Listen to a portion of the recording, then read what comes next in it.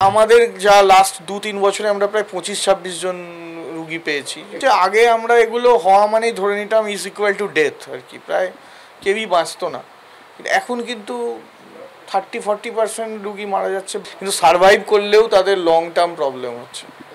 মাঝে মাঝে ধরুন রিল্যাপস করে, মাঝে মাঝে তার কিছু না কিছু নিউরোলজিক্যাল সমস্যা থেকেই যাচ্ছে। ন্যাচারাল ওয়াটারে স্নান করতে গেলে সেটা একটু বুঝে করা এবং ডাইভিং কম করা।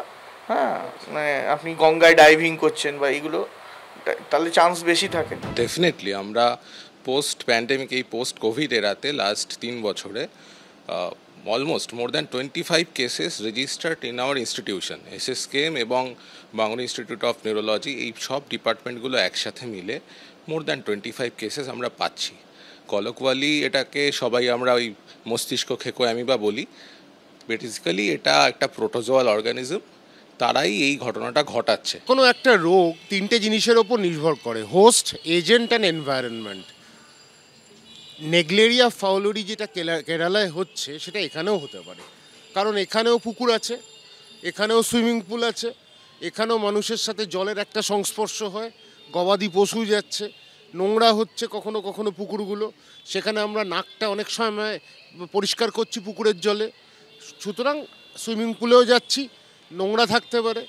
তো সেইভাবে আমাদের এখানেও যথেষ্ট হওয়ার সম্ভাবনা আছে, কিন্তু ডায়াগনোসিসটা হতে হবে। 2 মাস কলকাতা মেডিকেল কলেজ হাসপাতালে জীবন মৃত্যুর সঙ্গে পাঞ্জা লড়ে বাড়িতে ফিরেছেন এই ব্যক্তি।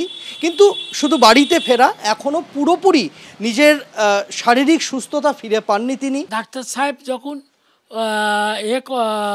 সব কিছু বললো ওর কোনো কারণে একটা ব্যাকটেরিয়া ঢুকে গেছে, ওই কারণে ব্রেনের ওপর অ্যাটাক করছে। যখন তখন সেন্সলেস হয়ে যেত। আমাদের অ্যাম্বুলেন্সের লোক আর আমি দুজনে মিলিয়ে ধরে ট্রেনে তুলে নিয়ে তবে যেতে হতো। জ্বরও আসতো না, এখনও সম্পূর্ণ সুস্থ হয়নি, ঠিকমতো এখনও দাঁড়াতে পারছে না, এখনও সময় লাগবে। এই ইনফেকশন কিভাবে ছড়ায়? এটা আসে কিন্তু ওয়ার্ম স্ট্যাগন্যান্ট জল থেকে। সেটা জলাশয় হতে পারে, পুকুর হতে পারে, নদীও হতে পারে। কাজেই সামনে মহালয়া তর্পণের সময় সাবধানে থাকা দরকার। জ্বর, হেডেক এবং অন্যরকম এনকেফেলাইটিস সিমটম হলে যত তাড়াতাড়ি সম্ভব চিকিৎসকের পরামর্শ নিন এবং সুস্থ থাকুন। কলকাতা পুরসভার আমাদের যে জল সরবরাহ যে সিস্টেমটা, পলতা থেকে এবং আমাদের টালা থেকে, এখানে যে জলটাকে ব্যাকটেরিয়া ফ্রি যে ফিল্টারেশন করানো হয়, যারা ওভারের ট্যাঙ্ক ইউজ করেন তাদের নিয়মিত ওভারের ট্যাঙ্কটা পরিষ্কার করাতে হয়। অন্তত 2 মাস 3 মাস অন্তর একবার ওভারের ট্যাঙ্ক পরিষ্কার করাতে হয়। তাহলে আমরা এই ধরনের সংক্রামিত রোগ, যা মস্তিষ্কজনিত রোগ, যাতে মৃত্যু অবশ্যম্ভাবী নিশ্চিত হচ্ছে এখন যে কটা পেশেন্ট পাওয়া যাচ্ছে, তো সেই জন্যে এটা অত্যন্ত জরুরি।